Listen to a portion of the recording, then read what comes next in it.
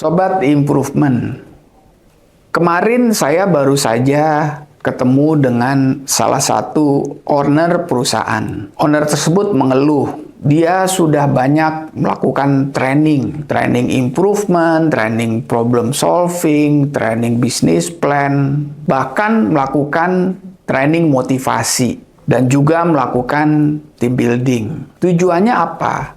Supaya timnya itu bisa kreatif dan termotivasi untuk melakukan improvement. Karena owner ini tahu, kalau tidak improve, perusahaan ini akan berbahaya di masa depan. Perusahaan ini sudah berumur lebih dari 25 tahun. Dan ownernya ini sadar bahwa teknologi berubah, zaman berubah. Namun cara kerjanya masih sama dengan 10 tahun yang lalu. Sehingga owner ini khawatir kalau masih bekerja dengan cara yang sama, sedangkan dunia berubah, maka ke depan perusahaan ini akan bermasalah. Itulah sebabnya owner ini banyak melakukan training, memotivasi, mengajak teman-teman untuk improvement. Namun sayangnya, improvement tidak terjadi.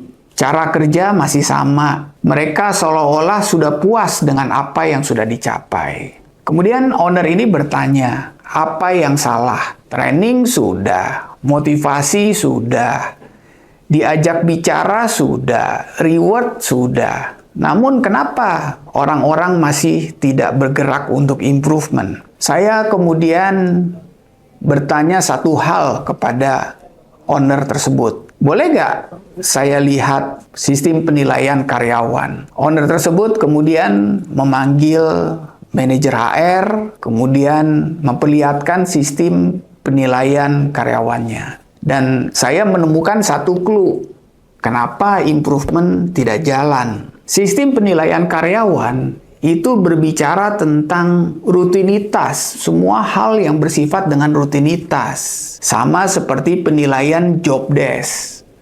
Apa job desk-nya, kemudian penilaiannya seperti apa. Karena sistem penilaiannya rutinitas dan perusahaan ini relatif stabil, maka sistem penilaiannya menjadi bagus. Rata-rata karyawannya mendapatkan nilai yang bagus, sehingga dianggap berprestasi, tapi tidak ada improvement.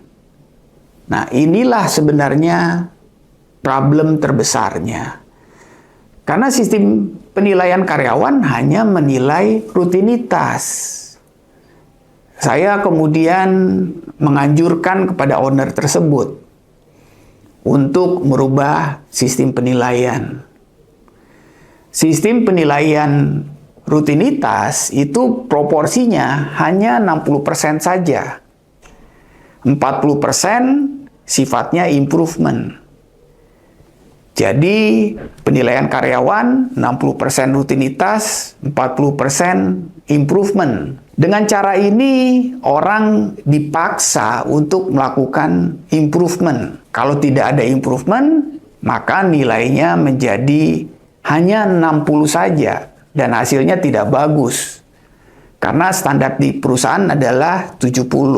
Owner tersebut kemudian berpikir agak panjang. Kemudian berdiskusi dengan manajer HR. Awalnya manajer HR berbeda pendapat dengan saya. Menyatakan bahwa, loh, manajer kan memang tugasnya mengurus rutin.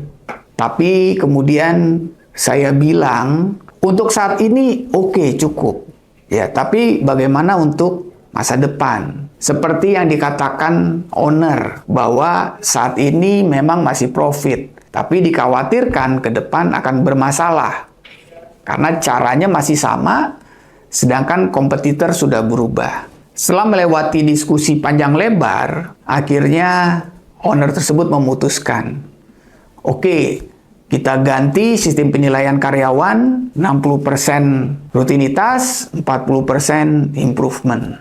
Dan mereka merubah sistem penilaian karyawan berlaku untuk penilaian berikutnya. Singkat cerita, keputusan itu sudah dibuat dan keputusan itu akhirnya mendorong teman-teman untuk melakukan improvement.